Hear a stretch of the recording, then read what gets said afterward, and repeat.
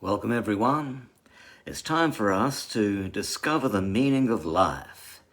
And we're going to find it all out in the book of Ecclesiastes. We're going to read from chapter 3 and verse 1. There is a time for everything and a season for every activity under heaven. A time and a season. The teacher is broadening our belief or our value system so we can find meaning in times and in seasons through those periods in which we navigate our lives, because nothing remains the same. The saying goes, there's a place for everything and everything has its place. Solomon is telling us there is also a time for everything and everything has its time.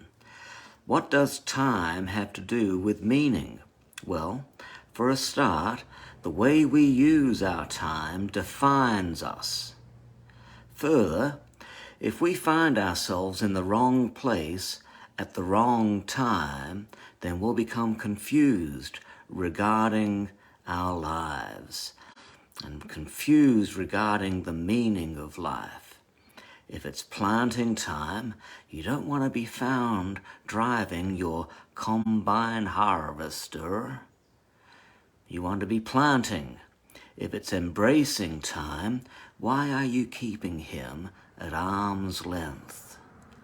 If it's time to be silent, why are you talking so much? And if there are so many silent voices at the time, when somebody needs to say something, then why doesn't somebody say something? So you need to know the times and the seasons, otherwise you'll be confused about life. Just as seasons follow one another throughout the year, summer and autumn and winter and spring, so also people, we have seasons in our lives. Childhood and youth and young adulthood and mature adulthood, and then the winter of our old age. And further, we go through many seasons during the course of our lives. Winters are arduous occasions.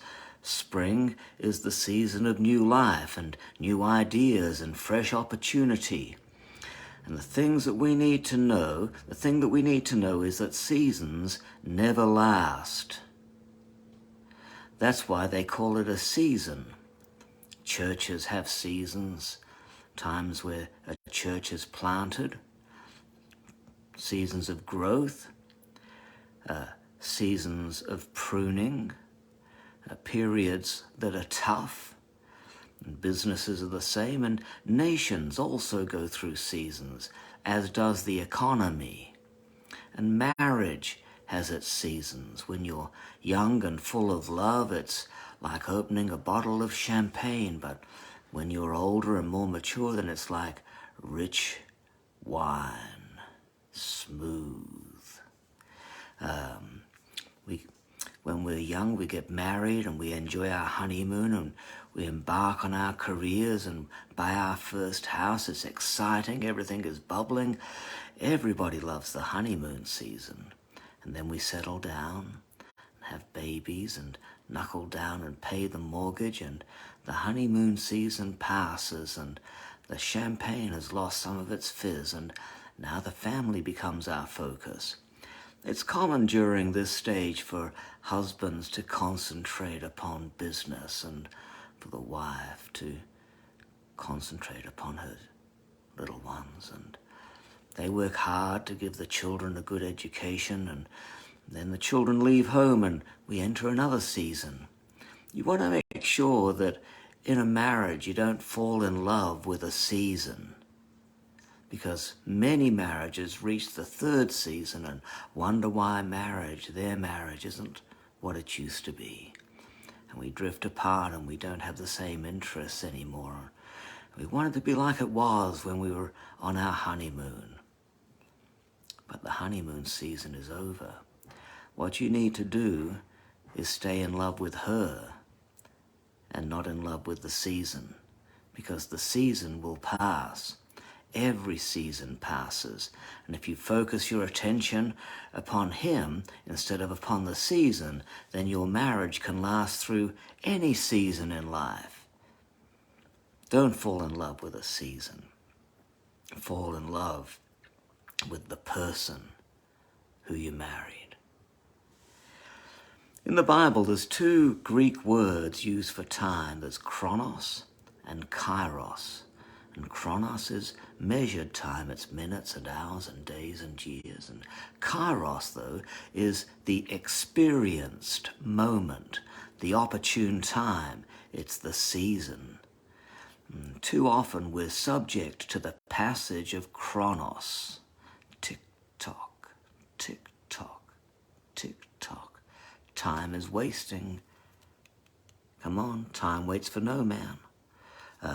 But if we move from being chronos motivated, chronos consumed, then we move from that. If we can move from that into kairos time, then we'll view every moment as opportunity.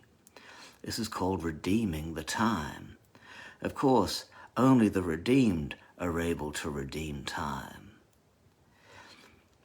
In other words, if we take our time and turn it into an experience, then we view it not as an arbitrary force that we have to wrestle against, but instead it becomes a doorway through which we can enjoy a particular moment and season in life. And further, we can live prophetically, which means that we can see the future and prepare for the future and become the future. Thus, when the season changes, we're ready for it and we can embrace it.